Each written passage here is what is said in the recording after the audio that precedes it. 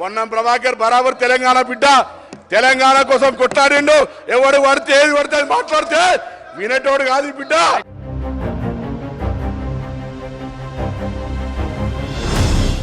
అట్టడుగు వర్గాలకు అండగా పొన్నం. పదవులొచ్చాయని పొంగిపోలేదు. ఓడినప్పుడు ప్రజలను వీడి వెళ్లలేదు. కష్టపడి పనిచేస్తే పదవులే వెతుక్కుంటూ వస్తాయని నమ్ముతారు. నియోజకవర్గంలో ప్రతి గ్రామంలో సొంత క్యాడర్. బీఆర్ఎస్ కంచుకోటను బద్దలు కొట్టిన పొన్నం.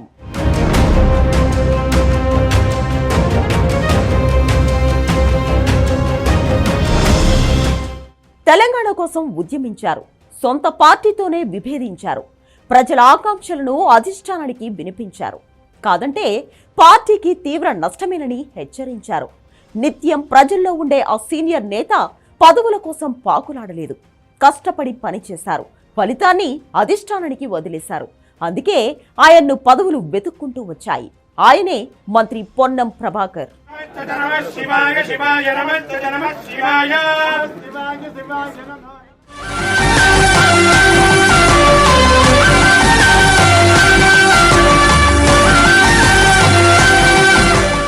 పొన్నం ప్రభాకర్ తెలంగాణ రాజకీయాల్లో అంచెలంచెలుగా ఎదిగిన బీసీ బిడ్డ.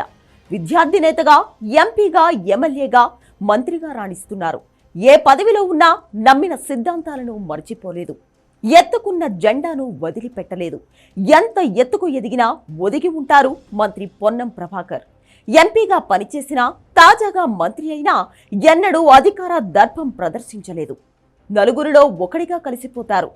ఏ చిన్న అవకాశం దొరికినా నియోజకవర్గ ప్రజలతో మమేకమయ్యేందుకు ఇష్టపడతారు. పేదల కష్ట సుఖాలను తెలుసుకుంటారు. ఏ సమయంలో అయినా ప్రజలకు అందుబాటులో ఉంటారు. సాయం కోరి వచ్చినా, కష్టాలు ఉన్నవారు ఆశ్రయించినా నేనున్నాను అంటూ భరోసా కల్పిస్తారు. అధికారిక కార్యక్రమాలు లేకపోతే ఎక్కువ సమయం హుస్నాబాద్ ప్రజలతో గడపడానికి మొగ్గు చూపుతారు. నియోజకవర్గంలోని ప్రజలు కూడా పొన్నంను సొంత సోదరుల్లా భావిస్తారు.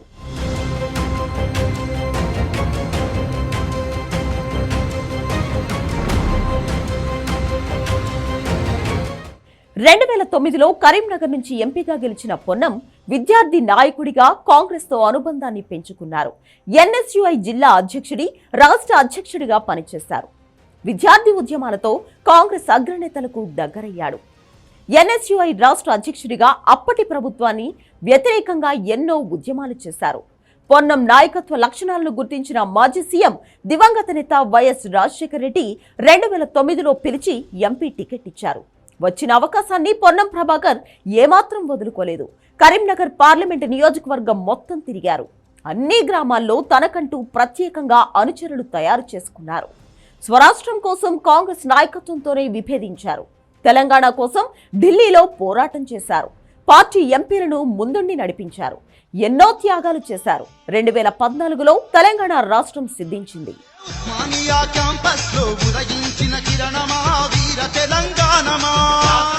వరుసగా 2 ఎన్నికల్లో ఓటమి పాలైన పొన్నం ప్రభాకర్ ఏనాడు ప్రజల నుంచి దూరం కాలేదు. ప్రజల మధ్య గడిపారు. ప్రజలతోనే మమేకమై వారి కష్ట సుఖాల్లో పాలు పంచుకున్నారు. బీఆర్ఎస్ ప్రభుత్వ వైఫల్యాలను ఎప్పటికప్పుడు ఎత్తి చూపారు. 2023లో తొలిసారి అసెంబ్లీ ఎన్నికల్లో పోటీ చేశారు. హుస్నాబాద్ నుంచి స్థానంలో గెలుపొంది రేవంత్ రెడ్డి కేబినెట్లో రవాణా, బీసీ సంక్షేమ శాఖల బాధ్యతలు చేపట్టారు. మంత్రి అయ్యానని ఏనాడు తలకెక్కించుకోలేదు. ఎంపీ అయినా, మంత్రి అయినా అదంతా ప్రజల ఆశీర్వాదంతోనే సాధ్యమైందని వినమ్రంగా చెప్పుకుంటారు. పదవులు వచ్చాయని పొంగిపోలేదు. రాలేదని నిరుత్సాహపడలేదు.